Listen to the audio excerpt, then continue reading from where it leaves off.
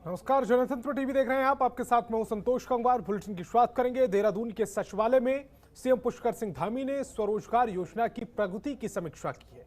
साथ ही अधिकारियों को जरूरी दिशा निर्देश दिए और कहा कि 15 दिसंबर तक स्वरोजगार योजना के तहत लोन के निर्धारित लक्ष्य को पूरा कर लिया जाएगा। साथ ही जिलाधिकारी हर हफ्ते कई योजनाओं के तहत दिए जाने वाले लोन की समीक्षा करेंगे।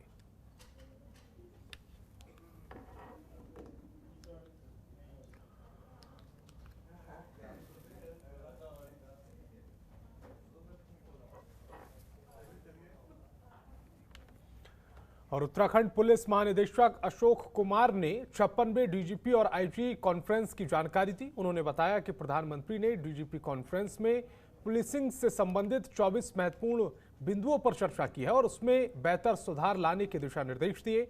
वहीं इस विषय पर देहरादून के पुलिस मुख्यालय में पुलिस महानिदेशक ने राज्य के पुलिस अधिकारियों को प्रधानमंत्री मोदी के दिशा निर्देश की जानकारी दी। उत्तराखंड पुलिस महानिदेशक अशोक कुमार मुताबिक प्रधानमंत्री के विजन स्मार्ट पुलिसिंग के तहत अब राज्य के जिलों में बेस्ट थाना बनाने की प्रतिस्पर्धा होगी।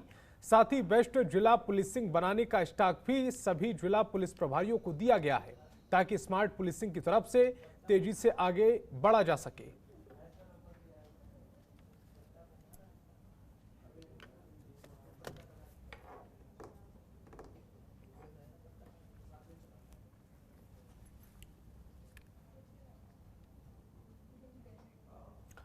और देहरादून में वैष्णो देवी श्राइन बोर्ड की तर्ज पर अब उत्तराखंड में भी युवाओं को चिकित्सा विधि का प्रशिक्षण दिया जा रहा है, जिसमें युवा अपना रोजगार खुद ढूंढ सकेंगे और अतिथि देवो भव की भावना से जो तीर्थयात्री आते हैं उनकी सेवा कर सकेंगे।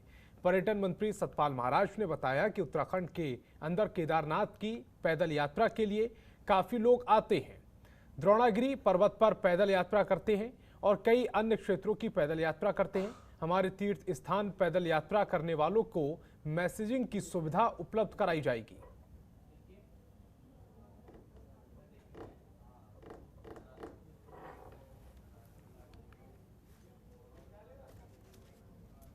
प्रशिक्षण जो है कार्यक्रम 23 नवंबर से शुरू किया जाएगा। इसके लिए वैष्णो देवी के अंदर श्राइन के अंदर काफी लोग जो हैं इस काम को करते हैं और 1500 से 150 से लेकर के 300 रुपए तक कमाते हैं। प्रतिदिन के हिसाब से 1000 रुपए से लेकर 1500 रुपए तक का धनार्जन कर सकते हैं। तो हमने यहाँ भी जो हमारे पैदल मार्ग हैं, खासकर हमारा केदारनाथ का मार्ग, यमुनोत्री का मार्ग और द्रोणागिरी का पर्वत जहाँ पर लोग पैदल चल के जाते हैं, वहाँ पर इस प्रकार के प्रशिक्षित लोगों को वहाँ पर रखा जाएगा ताकि वहाँ के लोग अपना पैसा भी कमा सकें और जो हमारे अतिथि देवो भवों की भावना से जो यात्री आते हैं उनकी भी हम सेवा कर सकें। और उत्तराखंड में आपदा प्रभावितों की सहायता के लिए CSR के तहत 22 करोड़ 5 लाख का चेक उत्तराखंड के आपदा प्रबंधन मंत्री डॉक्टर धन सिंह रावत को दिया गया। इस मौके पर केंद्रीय ऊर्जा राज्य मंत्री कृष्ण पाल गुर्जर भी मौजूद रहे। देहरादून से बरेली मुख्यमंत्री पुष्कर सिंह धामी भी कार्यक्रम से जुड़े और उन्होंने इसके लिए केंद्रीय मंत्री का आभार व्यक्त किया है।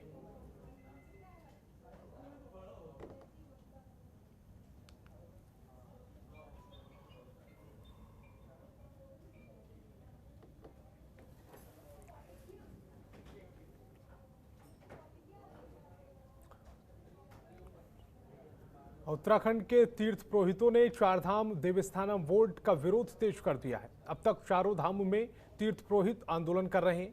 वहीं अब राजधानी देहरादून में तीर्थ पुरोहितों ने विरोध प्रदर्शन किया है और प्रदेश के सभी मंत्रियों के आवास का घेराव किया और बोर्ड की तत्काल उसे भंग करने की मांग की है। इस दौरान तीर्थ पुरोहितों ने जब कैबिनेट मंत्री सुबोध उनियाल के आवास के बाहर धरना शुरू किया तो मंत्री सुबोध उनियाल उनको मनाने बाहर आए और तीर्थ पुरोहितों से अपील की कि वो 30 नवंबर तक का इंतजार करें। इसके साथ उन्होंने कहा कि सरकार कोई बड़ा फैसला करेगी जो तीर्थ पुरोहितों के लिए सकारात्मक निर्णय के रूप में देखा जाएगा।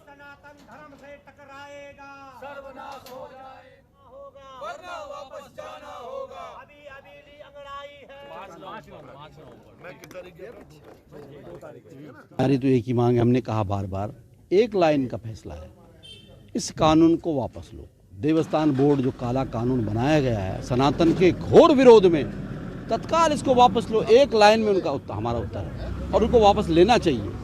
अगर वो सनातनी हैं और हिंदू के हिमायती बनते हैं तो उनको वापस लेना चाहिए। ये भी समझ रहे हैं, मोदी जी इस बात को समझते हैं। तो जो जनता के हित में है, जो धर्म के हित में है, उस पक्ष को ले और तत्काल इस कानून को वापस लें, ये हमारा निवेदन है। मुकाबलापन नहीं होना चाहिए। 30 नवंबर बाकायदा मुख्यमंत्री जी और मैं जब हम केदारनाथ गए थे मोदी जी के दौरे से पहले, तो बाकायदा उनको बोल के आए कि 30 नवंबर को सरकार निर्णय ले लेगी। तो अभी 30 नवंबर आने में समय है, पूरा 7 दिन का समय बाकी है। ध्यानी जी को कह दिया गया है कि तत्काल वो रिपोर्ट प्रस्तुत करें, और ध्यानी जी की रिपोर्ट आने के इमीडिएटली उसके बाद हम लोग इस पर फैसला ले लेंगे। और उत्तराखंड में विधानसभा चुनाव के लिए कांग्रेस ने अपनी कमर कस ली है। 24 नवंबर को देहरादून में कांग्रेस प्रदेश मुख्यालय में टिकट तय करने के लिए स्क्रीनिंग कमेटी की बैठक होगी, जिसमें टिकट की दावेदारी के फॉर्मूले को तय किया जा सकता है। बैठक के बाद कमेटी से प्रदेश कांग्रेस के चुनाव से संबंधित कई कमेटी के प्रतिनिधि भी मुलाकात करेंगे।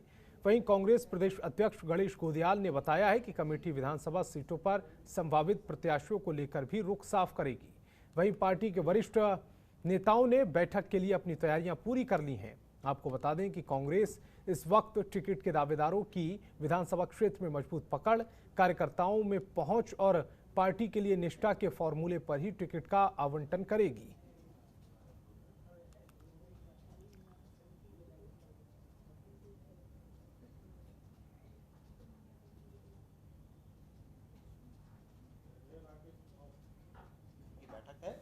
और उस बैठक के पश्चात चुनावों से संबंधित हमारी जितनी समितियां हैं, उन समितियों के अध्यक्ष, उपाध्यक्ष और संयोजक स्क्रीनिंग कमेटी के साथ बैठक करेंगे।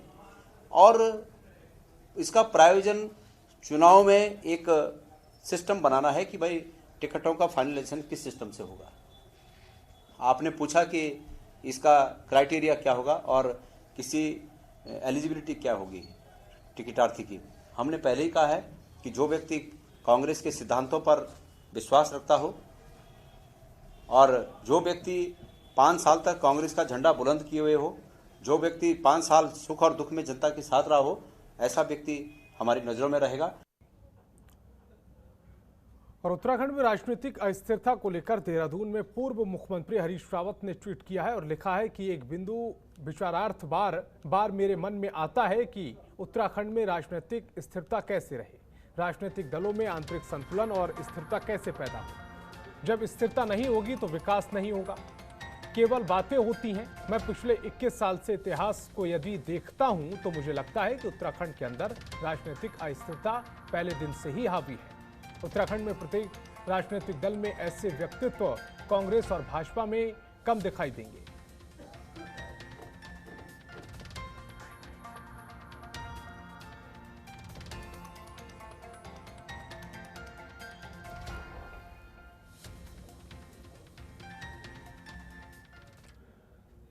प्रधानमंत्री नरेंद्र मोदी के कृषि कानून वापस लेने के ऐलान के बाद अल्मोड़ा सांसद अजय टम्टा का बयान सामने आया है। उन्होंने कहा है कि किसानों के बहुत से संगठन किसान कानूनों को लेकर तैयार थे, पर कुछ ही संगठन इसके खिलाफ थे, इससे नाखुश थे।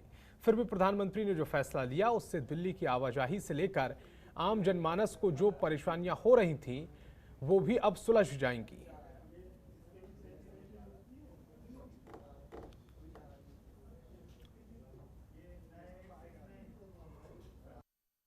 पहले भी बोला है कि मैं संसद में रहा, मैं संसद में हूँ, संसद में मैंने उस बिल पे चर्चा पे देखा भी है और उसके बारे में पूर्ण जानकारी मेरे उसमें है। मैंने लोकसभा की कार्रवाई में भी मैं स्वयं सदन के अंदर था, राज्यसभा की कार्रवाई को भी मैंने दर्शक दीर्घा के माध्यम से देखा है। तो मैं ये कह सकता हूँ कि ये किसानों के लिए एक बड़ा पवित्र कानून था। इस पवित्र कानून को लाने के बाद इस देश के अंदर जो हम किसानों की स्थितियाँ और कैसे बेहतर हो सकती है, कैसे हम अपने देश का उपज बढ़ा सकते हैं, जो चीज़ हम इंपोर्ट करते हैं उस इंपोर्ट को भी हम धीरे धीरे ख़त्म कर देते हैं। तो मगर ऐसा कुछ लोगों को नहीं भा पाया। मैंने पहले भी बोला है कि बहुत सारे संगठन, बहुत किसान संगठन बहुत पक्ष में थे, मगर बहुत सारी व्यवधान होने के कारण से हमारे जो बॉर्डर की रोड हैं उन रोड में ब्लॉक होने के कारण से हमारे बहुत सारे बीमार, चूँकि सारे लोग दिल्ली बड़े हॉस्पिटल हैं, चाहे लीवर इंस्टीट्यूट है, चाहे हमारा ऑल इंडिया मेडिकल है, चाहे हमारे सफदरजंग है, जो अच्छे जिनको बड़ी गंभीर बीमारियाँ हो जाती हैं, वो इन किसान आंदोलन के कारण जिनको 2-2, 3-3 घंटा घूमना पड़ता था, दिल्ली पहुंचते पहुंचते एम्बुलेंस में जाते थे, उन लोगों की जानें चली जाती थी। खबरों के निष्पक्ष विश्लेषण के लिए सब्सक्राइब करें Janatantra TV and press the bell icon. Never miss any update.